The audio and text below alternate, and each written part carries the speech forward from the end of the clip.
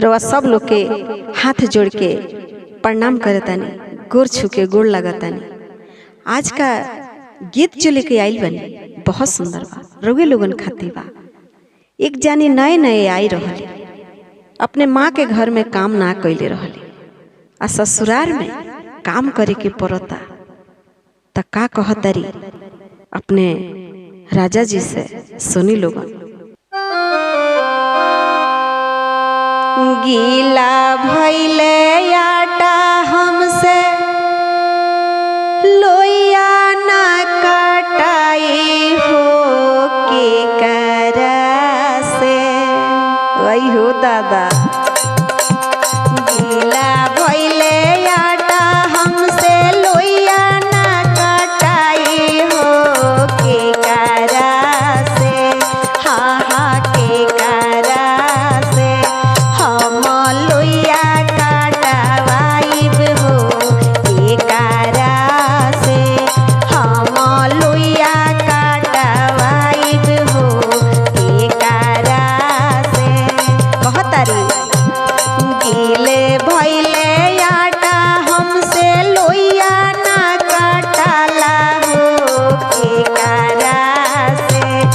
आय हाय के करा से हम लोइया काटवाइब हो के करा से। हम लोइया काटवाइब हो के करा से।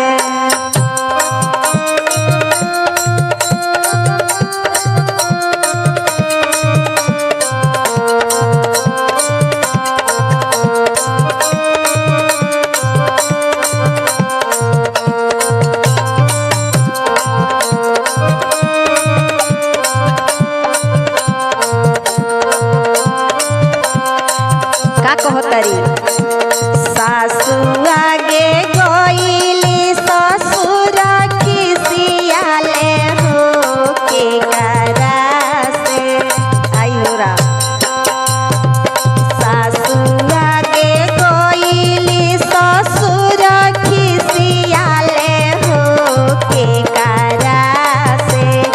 आय हाय के करा से हम लोइया काटवाई हो के करा से। हम लोइया काटवाई हो के करा से।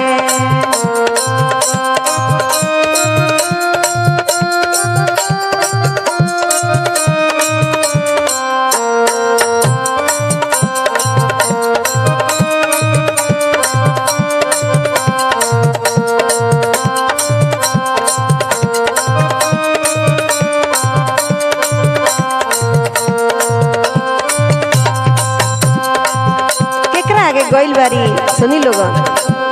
गीले भइले है आटा हमसे रोटी ना बेलाला हो के करा से। आय हाय के करा से हम रोटी बेलवाई हो के करा से। हम रोटी बेलवाई हो के करा से।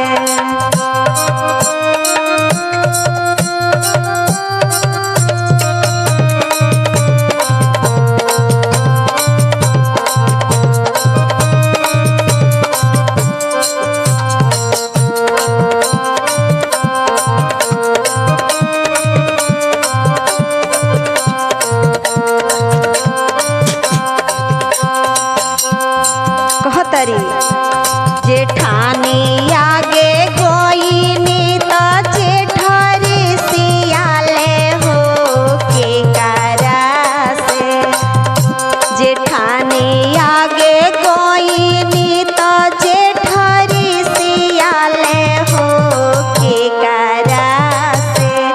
आय हाय के करा से हम रोटी बेलवाई हो के करा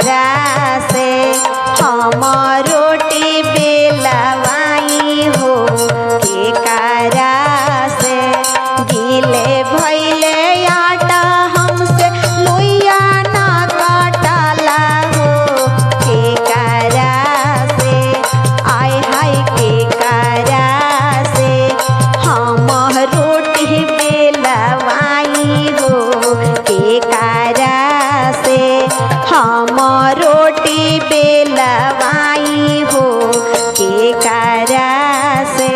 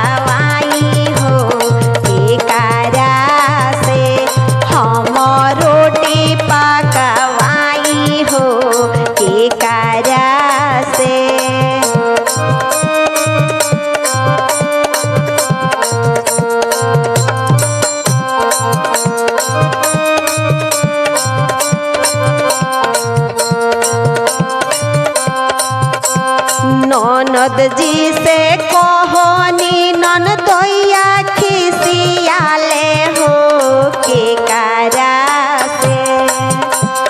ननद जी से कहनी ननदोइया खिसियाले हो के करा से। आय हाय के करा से हम रोटी पकवाई हो के करा से। हम रोटी पकवाई हो के करा से।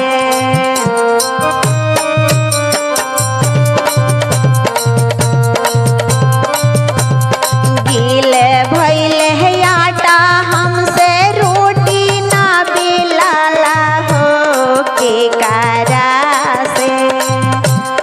गीले भइले है आटा हमसे रोटी ना बेलाला हो के करा से।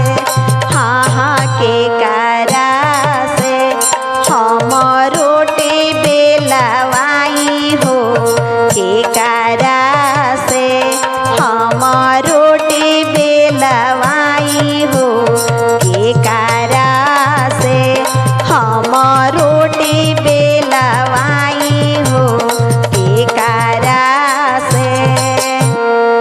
हम रोटी बेलवाई हो के करा